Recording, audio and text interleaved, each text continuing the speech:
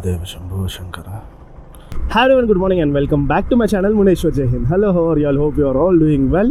So today the date is 18th April and the time is now 6:20. So ఈరోజు ఎక్కడికి వెళ్తున్నాము అంటే రాజన్న సిరిసిల్లలో ఉన్న వేములవాడ టెంపుల్కి వెళ్తున్నాము. ఆ టెంపుల్ని రాజరాజేశ్వర స్వామి టెంపుల్ అని కూడా అంటారు. సో పొద్దున్న లేచి ఫ్రెష్ అప్ అయ్యేసి టెంపుల్కి అయితే స్టార్ట్ అయిపోయినా. అండ్ మనం ఉన్న ప్లేస్ నుంచి టెంపుల్కి డిస్టెన్స్ వచ్చేసి ఎగ్జాక్ట్లీ 150 కిలోమీటర్స్ చూపించింది. అండ్ ట్రావెల్ టైం వచ్చేసి 3 hours పడుతుందని చూపించింది. ఎస్టిమేటెడ్ టైమ్ ఆఫ్ అరైవల్ 9-10 కల్లా అక్కడ ఉంటామని చూపిస్తుంది గూగుల్ మ్యాప్ అయితే. సో చూద్దాము, మనం వెళ్ళే దారిలో అక్కడక్కడ మంచి లొకేషన్స్ ఉంటాయి, డ్రోన్ షాట్స్ అవన్నీ తీసుకుని వెళ్తాం కాబట్టి కొంచెం డిలే కూడా కావచ్చు. అప్రాక్సిమేట్లీ 10-10:30 వరకు అక్కడ టెంపుల్ దగ్గర ఉంటామని చెప్పి నేను ఎస్టిమేట్ చేస్తున్నా. చూడాలి జర్నీ ఎట్లా పోతుందో. అండ్ అలాగే వెళ్తూ మనం ఆ టెంపుల్ గురించి, దాని హిస్టరీ గురించి, అక్కడ గొప్పతనం గురించి అండ్ ఏదో ఒకటి మాట్లాడుకుంటే అట్లా జాలీగా పోయేసి వద్దాం టెంపుల్కి అలా. అండ్ మనం వెళ్ళే రూట్ ఎట్లా వెళ్తున్నాం అంటే వయా సికింద్రాబాద్, అల్వాల్ మీదకి వెళ్ళి షామీర్పేట దాటిన తర్వాత ఏమొస్తుంది, గౌరారం అండ్ దెన్ సిద్దిపేట దాటిన తర్వాత ఫైనల్లీ రాజన్న సిరిసిల్ల టెంపుల్కి రీచ్ అవుతాం మనం. ఎర్లీ మార్నింగ్ సన్ చాలా బ్యూటిఫుల్గా ఉంది. చూద్దాం, మనకి హైవే ఎక్కిన తర్వాత మంచి వ్యూ దొరకొచ్చేమో. అండ్ ఇప్పుడు మనం వెళ్ళే రూట్లో టోటల్లీ మనము 3 districts క్రాస్ చేస్తాం ఇప్పుడు. అవి ఏవేవంటే మన హైదరాబాద్ నుంచి వెళ్తున్నాం ప్రస్తుతం అయితే. So next Medchal Malkajgiri cross చేస్తాము. అండ్ దెన్ అక్కడ నుంచి సిద్దిపేట ఎంటర్ అవుతాము. సిద్దిపేట దాటుకొని రాజన్న సిరిసిల్లకి ఎంటర్ అవుతాం. సో టోటల్లీ 3 districts దాటి ఆ టెంపుల్కి వెళ్తాం మనము. ఈ టెంపుల్లో మెయిన్ డైటీ ఎవరు అంటే మన శివయ్య, రాజరాజేశ్వర స్వామి అని కూడా పిలుస్తారు ఆయనని. ఈ టెంపుల్ వచ్చేసి చాళుక్యాస్ టైంలో కట్టినారంట. కళ్యాణి చాళుక్యాస్ టైంలో నియర్లీ అబౌట్ 750 to 920 సంథింగ్ ఏడీ టైంలో ఈ temple construction చేసినారంట.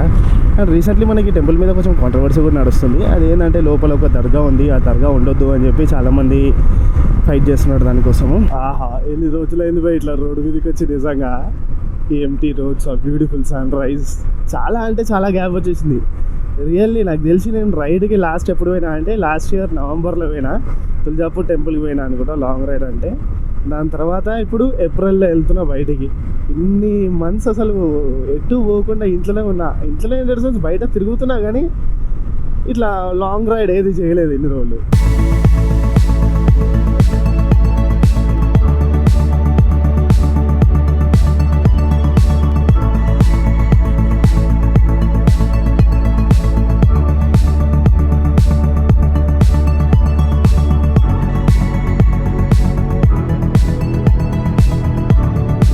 Siddipet 75 kilometers. So మనకి ఇంకా 123 kilometers ఉంది సిరిసిల్లకి. Present location is now Shamirpet. So Nehru outer ring road ఇప్పుడే క్రాస్ చేసినాము. టువర్డ్ షామీర్పేట్ లేక్ వెళ్తాం ఇప్పుడు. షామీర్పేట్ లేక్ దగ్గరికి వెళ్ళేసి కొన్ని బ్యూటిఫుల్ వ్యూస్ షూట్ చేసుకొని మంచిగా చిల్డ్గా కొంచెం టైం స్పెండ్ చేసి, లక్కీగా మనకి నిజంగా చెప్తున్నా అదృష్టం అంటే అదృష్టం అనిపిస్తుంది నాకు. అసలు ఎండ పడుతుంది అనుకున్నా నేను. టైం 7 అవుతుంది, ఇక్కడ చూస్తే మంచు పడుతుంది. ఖచ్చితంగా నాకు తెలిసి ముంగటైతే వర్షం పడుతుందని అనుకుంటునే వాళ్ళ. చలో చూసుకుందాము. జస్ట్ నా ఎక్విప్మెంట్స్కి నా బ్యాగ్ ఏదన్నా కవర్ రెడీ చేసుకొని ప్యాక్ చేసుకొని దీని అమ్మ జీవితం తడుచుకుంటే వ్లాగ్ చేసుకుంటూ పోదాం. ఇలా లేక్ దగ్గరికి పోదామా లేకపోతే ఇక్కడ నుంచి షార్ట్ తీసుకుందామా వీడియో. ఇంతకుముందు కార్ కూడా తీసుకొని వెళ్ళాం మేము ఫ్రెండ్స్తో వచ్చినప్పుడు. చూద్దాం, ట్రై చేద్దాం. అమ్మ దారి అప్పుడప్పుడు ఏమవుతుంది అంటే ఈ లేక్ దగ్గర అక్కడ వ్యూ పాయింట్ ఉంది కదా, అక్కడ దగ్గర వరకు వెహికల్స్ వెళ్ళనివ్వరు. ఇక్కడ పోలీస్ ఉంటారు, వాళ్ళు ఆపేస్తారు. బట్ ఇంత ఎర్లీ మార్నింగ్ కాబట్టి పోలీస్ కూడా రాకపోవచ్చు అనుకుంటున్నా.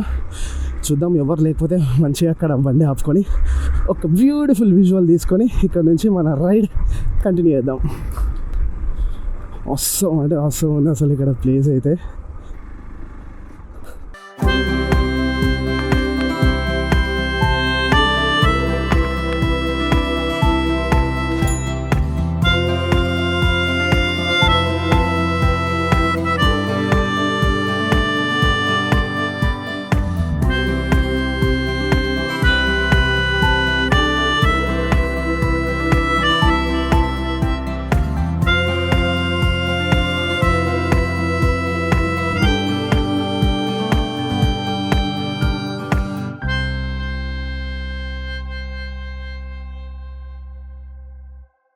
జస్ట్ ఒక 10 minutes స్పెండ్ చేసిన అనుకుంటే ఇక్కడ డ్రోన్ షాట్కి నేను.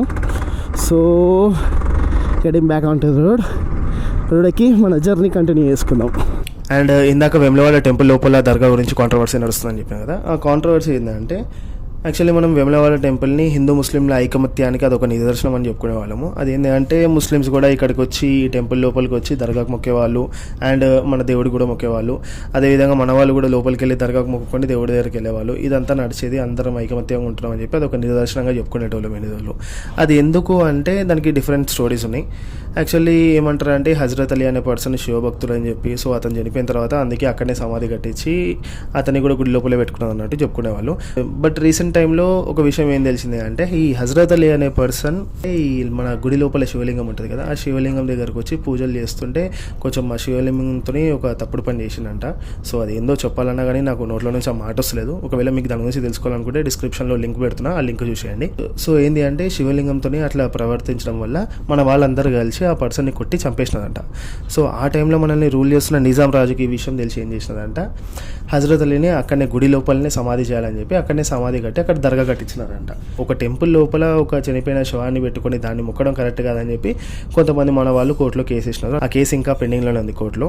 సో మ్యాటర్ ఏంటి అంటే ఒక పర్సన్ చనిపోయి గుడి ముంగడికి వెళ్ళిపోతే కూడా మనం గుడి డోర్లను మూసేసి దాని తర్వాత మొత్తం అంతా క్లీన్ చేసి దాని తర్వాత ఓపెన్ చేస్తాం. అట్లాంటిది ఇంత పవిత్రంగా తెలుగు స్టేట్స్లలో మన దక్షిణ కాశీ అని చెప్పి మనం మొత్తం వేములవాడ టెంపుల్ని, ఇట్లాంటి టెంపుల్లో ఒక శవాన్ని ఇట్లా బొందబెట్టేసి దాన్ని దర్గా అని చెప్పి మొక్కడము నా ఒపీనియన్ ప్రకారం అయితే, నేను ఏ రిలీజన్కి అగెన్స్ట్ కాదు. దర్గాకి మొక్కే వాళ్ళు మొక్కుతారు, ఎవరి నమ్మకాలు వాళ్ళు ఉంటాయి, కరెక్టే. బట్ టెంపుల్ లోపల పెట్టి ఇదంతా చేయాల్సిన అవసరం లేదు. నేనేమనుకుంటున్నా అంటే ఒకవేళ అంతగా నమ్మకం ఉంటే, బిలీఫ్ ఉంటే ఆ దర్గాని బయటికి మూవ్ చేసుకొని బయట పెట్టి మొక్కుకోవచ్చు. కానీ టెంపుల్ లోపల పెట్టి మొక్కడం కరెక్ట్ కాదని చెప్పి నా opinion.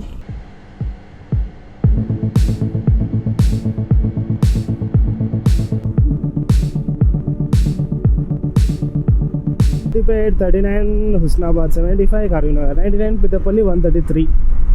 So Rajanna Sircilla 85 kilometres ఉంది. ఇంకా వెహికల్లో పెట్రోల్ లేదు, హెచ్పి వద్దు, కానీ ముంగట భారత్ పెట్రోల్ బంక్ ఎక్కడైనా కనిపిస్తే వెహికల్లో పెట్రోల్ కూడా కొట్టించేసుకున్నాము.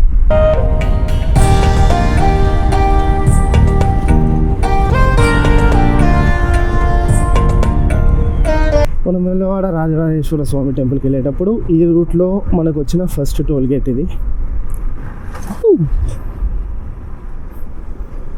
Petrol bunk దొరికేసింది.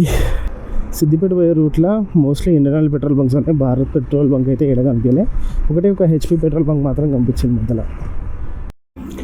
మన పెట్రోల్ ట్యాంక్ ఆల్మోస్ట్ ఖాళీ కావడానికి వచ్చింది. సో పెట్రోల్ కొట్టించిన 1110 రూపీస్ పెట్రోల్కి పడింది. చూద్దాం ఈ రైడ్లో మనకి ఖర్చు ఎంత అవుతుందో అది కూడా ఒకసారి క్యాల్కులేట్ చేసుకుందాము. సిద్దిపేట క్రాస్ అవుతున్నాము and 50 kilometres to go. And ఇక్కడ సిద్దిపేట దాటిన తర్వాత నర్సాపూర్ రోడ్ మీదకి వెళ్ళి లెఫ్ట్ తీసుకుంటున్నాం. ఇప్పుడు ఈ రూట్లో ఇంకా 46 కిలోమీటర్స్ ట్రావెల్ చేయాలి. శ్రీ రాజేశ్వర స్వామి దేవస్థానము, వేములవాడ, తెలంగాణ.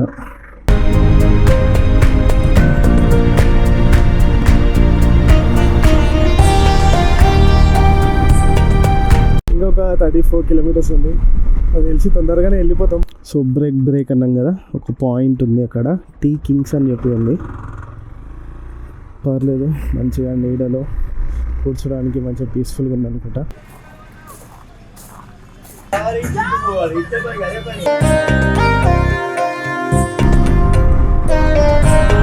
అండ్ టెంపుల్ దగ్గరికి అయితే వచ్చేసినాము.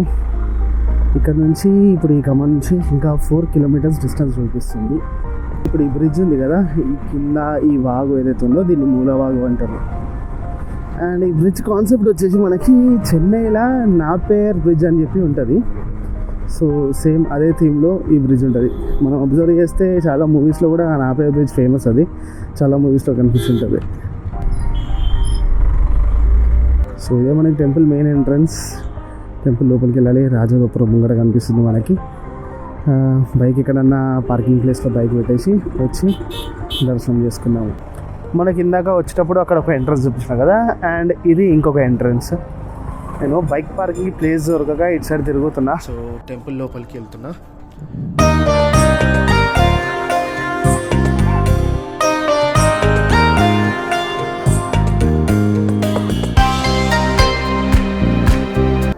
ఇక్కడనే గుండం దగ్గర స్నానం చేసుకొని ఇక్కడ నుంచి లోపల దర్శనం కోసం అని చెప్పి బయలుదేరినుండే. ఇక్కడ క్లాక్ రూమ్లో నా బ్యాగ్ పెట్టేసిన, బ్యాగ్ మొబైల్ అన్నీ ఇక్కడనే డిపాజిట్ చేసి 200 రూపీస్ టికెట్ లైన్లో లోపలికి వెళ్ళిపోతున్నాయి ఇప్పుడు. సో లోపల మొబైల్ ఫోన్స్ అవన్నీ నాట్ అలౌడ్ అంట. నేను లోపలికి వెళ్ళి దర్శనం చేసుకొని వచ్చే లోపల ఈ డ్రోన్ వ్యూ ఎంజాయ్ చేయండి.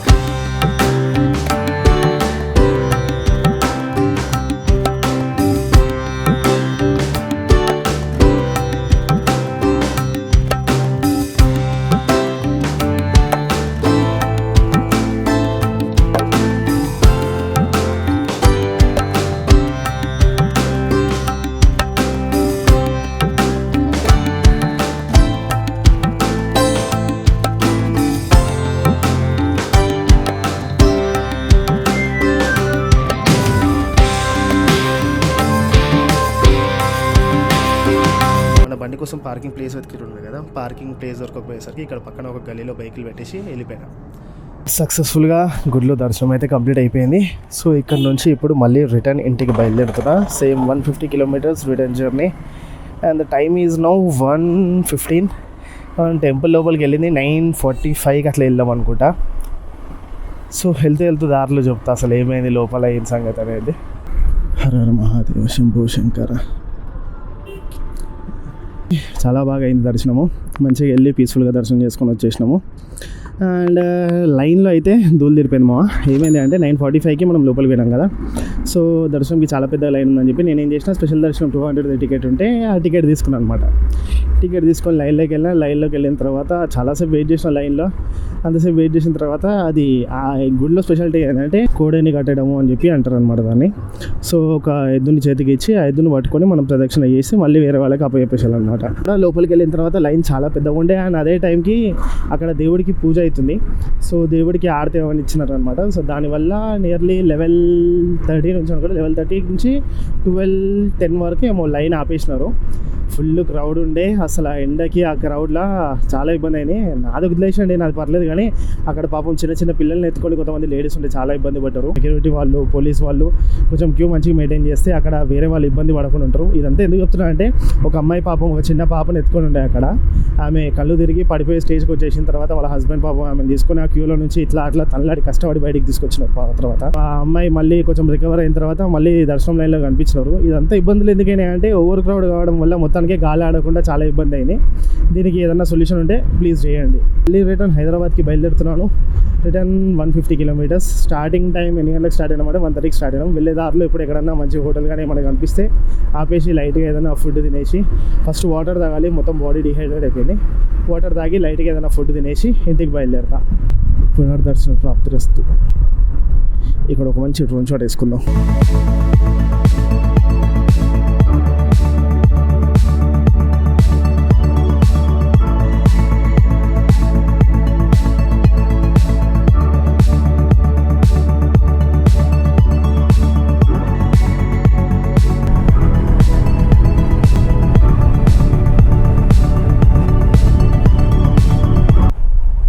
లొకేషన్ ఈ సిద్దిపేట్. సో ఇక్కడ తినడానికి ఎక్కడన్నా ఏదైనా మంచి హోటల్ కానీ ఏమైనా దొరికితే తినేసి ఇక్కడ నుంచి బయలుదేరదాము. సిద్దిపేటలో ఇక్కడ బృందావనం హోటల్ అని చెప్పి మెస్ అండ్ బిర్యానీ సెంటర్ ఉండే.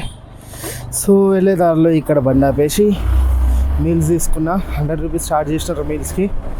మంచిగా కడుపు అయితే నిండిపోయింది. ఇప్పుడు ఇంకొక 100 కిలోమీటర్స్ బ్యాలెన్స్ ఉంది. 50 కిలోమీటర్స్ ఆల్రెడీ కవర్ చేసినాము. More 100 kilometres to go.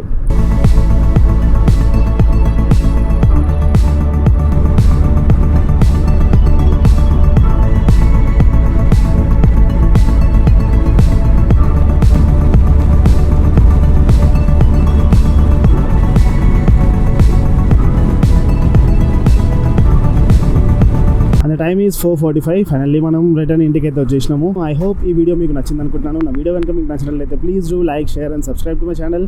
మళ్ళీ నా నెక్స్ట్ లో కలుద్దాము. Till then take care, bye bye. జై హింద్, జై భారత్.